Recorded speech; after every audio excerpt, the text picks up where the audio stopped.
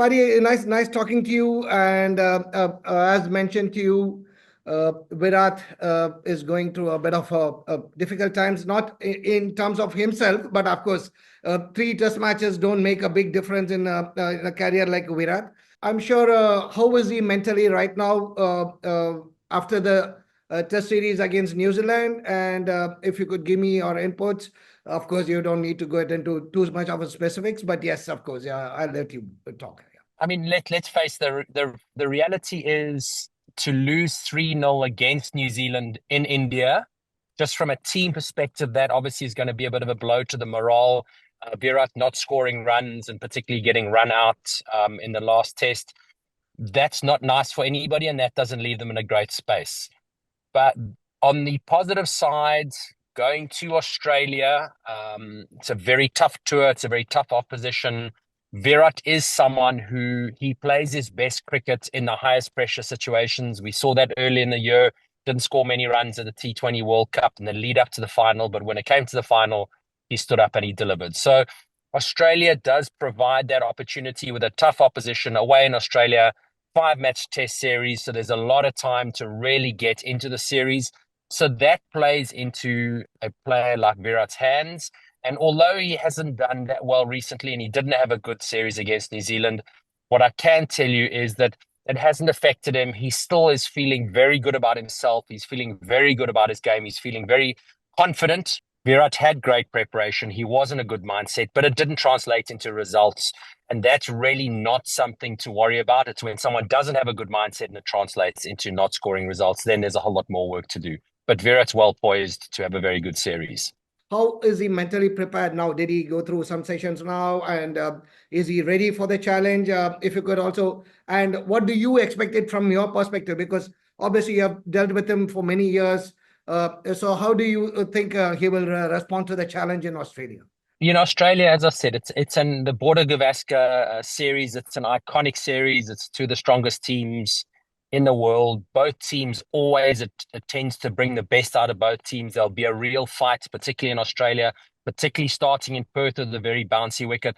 So Virat has always been someone who spearheads the aggressive, the attacking approach against the Australians. He's very up for that. He's very ready for it. He is so experienced. He knows what it is to play against Australia. He knows what it is to play a Border Gavaskar trophy.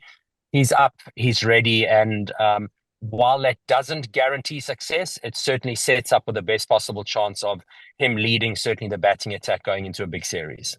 There's so much criticism, which is just for one series, not scoring, and talking about his past. Obviously, he also had a similar situation 2 years ago when he came back stronger in the T20 World Cup. He's gone through something very similar. Does it affect him actually? How strong is he mentally, Paddy, just to get into his mindset?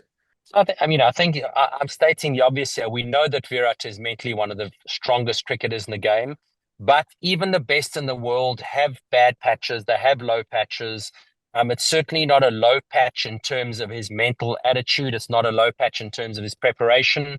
So I'm certainly not worried. And I think, the Indian fans don't need to worry. The fact that he didn't have a good series, that doesn't mean anything for the next series. In fact, if anything, one of the things that the Indian cricketers have always, since I've known them, since I've been involved nearly 20 years, they play their best cricket when they're coming from behind, when they're on the back foot, when they've been wounded. They are like wounded tigers, and they're probably most dangerous now going to the series, having come off, that rather embarrassing and uncomfortable loss against New Zealand.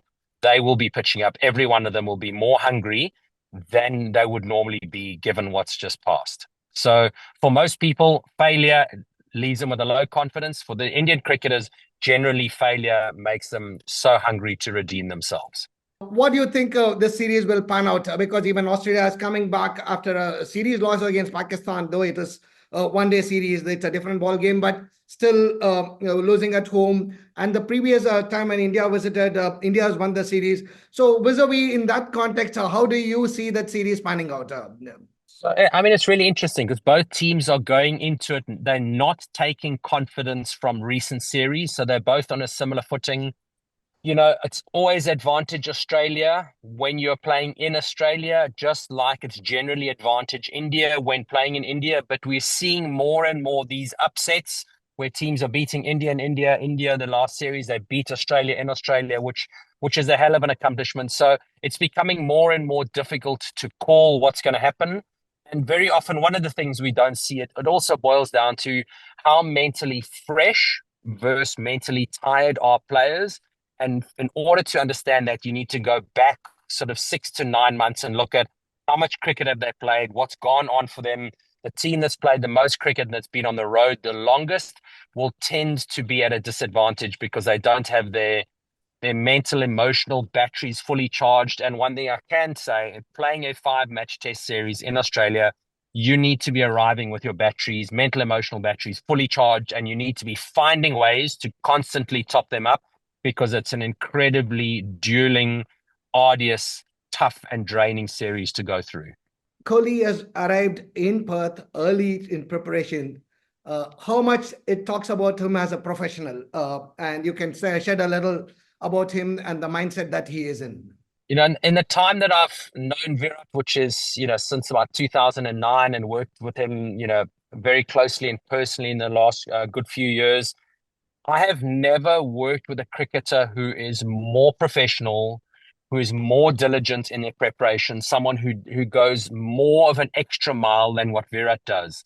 The team practices hard, Virat always does more. The team trains hard in the gym, Virat always does more. The team has dietary advice, Virat always goes and does more. So whatever he does what the most professional cricket in India and probably in the world does, and he always looks to see in every aspect of his game, where can I do even more so I can take the confidence going into the series knowing I am more prepared than any other player going into it.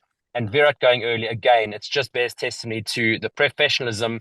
And even though he's, deep into his career, he certainly hasn't backed off on any of that. Nice talking to you, Paddy. Thanks for your time. Really appreciate it. Awesome. All the very best. Take care. Yeah.